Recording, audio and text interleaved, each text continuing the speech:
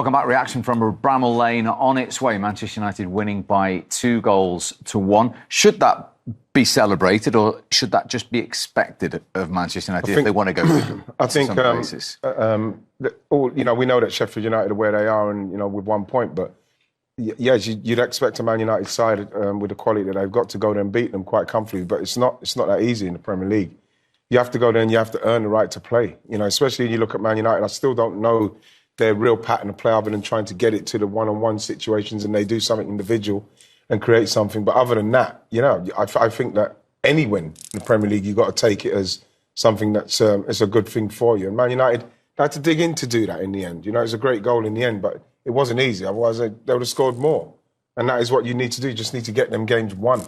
You would appreciate the winning goal, would you, Ruud? Oh, fantastic goal. I was thinking about goalkeeper maybe could do better, but sometimes you have to give credit to, the one who scored it. I think it was a fantastic goal. Also, the first touch was the most important one because that gives you the moment to have a shot at goal. And see, this is a siege, around the 18-yard box. All of them, all in. They just wanted to win, and this is the one that wins you. Yeah.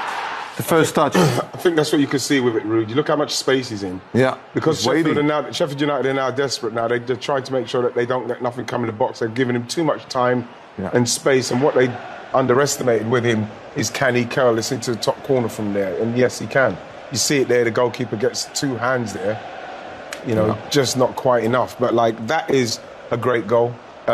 He should have been closed down. I don't think even Lindelof on the left-hand side, too much time to pass the ball across the box like that. So Sheffield United themselves got a little bit tired with what's going on. But Man United, in that instant, they passed the ball a lot quicker and got it to him, and then, bam, they were punished. Yeah. And with Højlund yet to score in the Premier League, Rashford only got 1. McTominay's the top scorer with 3. It's important goals come from all around the team. I think still... that you have to get your striker gets on the score sheet. Because if he gets on the score sheet, he gets confidence. And then also the rest are looking for him all the time. Yeah. And Ian already said before, they don't look for him as much. And he's in areas where you can have a look at him. You see too many players too eager to score themselves. They come inside, they want to hit the target all the time. But the most important thing, because I played with Van Basten, I always thought, if I give it to him, it's a goal. Yes. If I hit it, it could be a goal.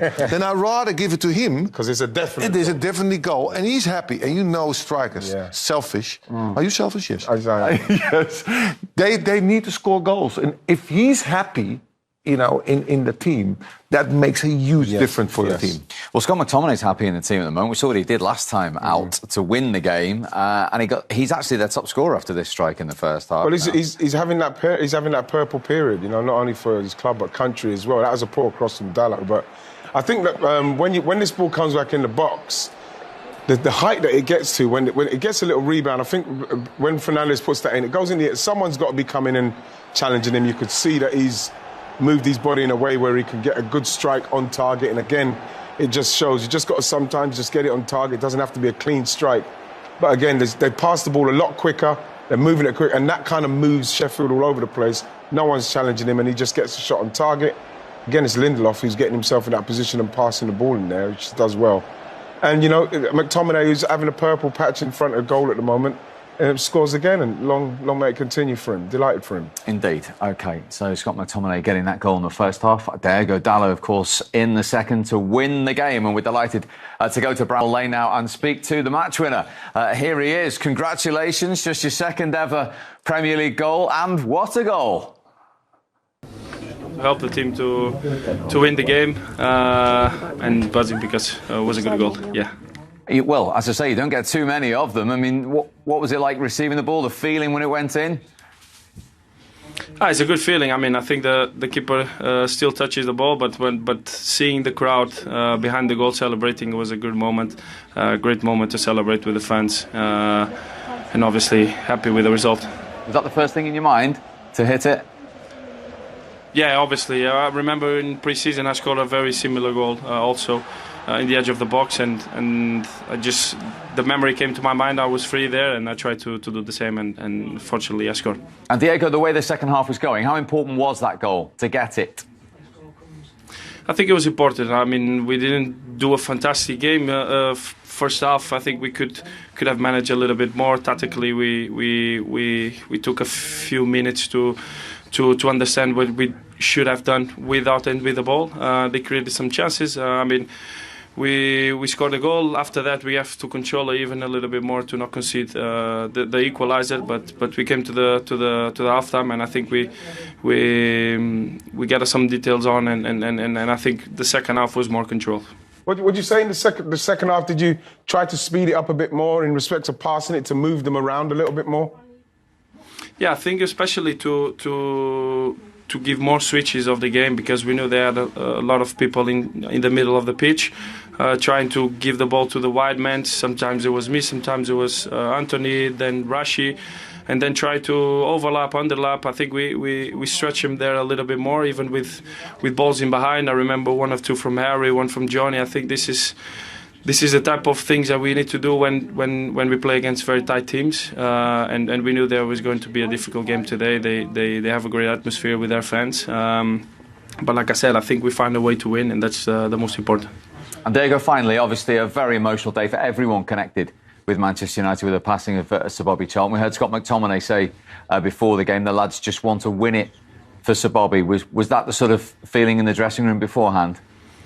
Yeah, I think it was the best contribution that we could have to the family, to Sir Bobby's family. I mean, I just remember as soon as I came to this club, he would come to the games, after the games, whether we won it or lose it. He was always there supporting us, give us that energy as a legend that he is. And it's a sad day for the club, sad day for the United family, but I think we gave at least a bit of joy to the family with these 3 points, and celebrated together on after the second goal. I think the atmosphere of the fans was incredible. Very well said, Diego. Well done today. Thank you very much indeed for joining. Thank you very much. Thank you, guys. There you go, Dallo, the match winner for Manchester United on a poignant day at Bramall Lane to beat Sheffield United. We will hear from Erik ten Hag. Eric, you spoke about how important it was not just to get the win for Manchester United, but to do it for Sir Bobby Charlton, and you did that at Bramall Lane here tonight. Yes, it's true. So we are happy with the win, of course, and find a way to win, and that was the approach of this game. And first half was not the best game from our side, and then you come 1-0 up, and then too quickly we concede the goal. But I think from the start of the second half we take control of the game, and I think we make a great goal and a winner. Why do you think you get off to these slow starts?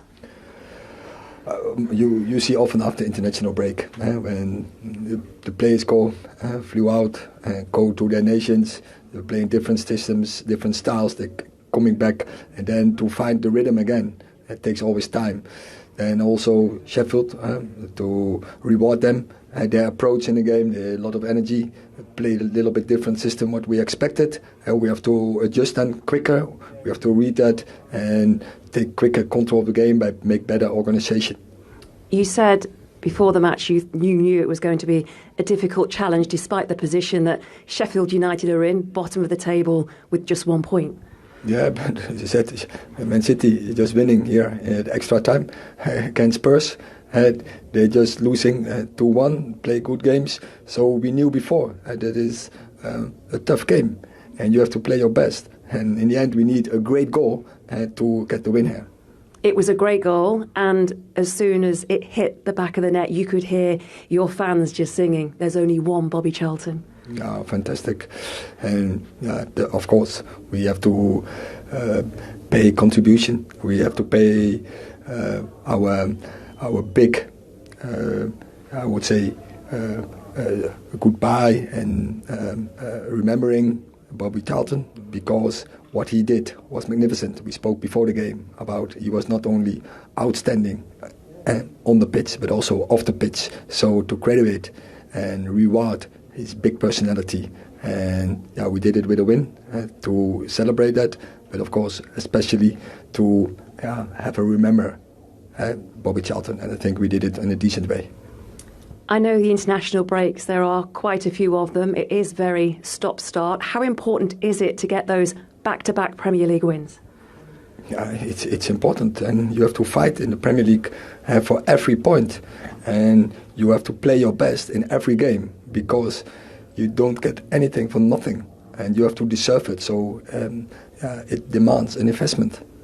We spoke to Harry Maguire just a few moments ago, player of the match. It's been difficult for him, it's been tough for him, but back-to-back Premier League starts as well. He's always been so professional whenever he's been called upon. I think it was deserved. He played a very good game. He showed an actor really as a personality. Played very good football, read the game very well. So I'm happy for him with this performance, for him, but of course also with our win. And just finally, the win, it brings that momentum, it brings that consistency, and it's such a big week for Manchester United this week. No, we have to go from game to game, but back-to-back have a win, that's not a series yet. So we have to come in there, and as I just tried to explain, you have to fight for it every game, and it's not an easy game. And so we have to play our best football every time again, so that demands the highest standards, and you have to deliver it every day in every game. Eric, thank you. You're welcome.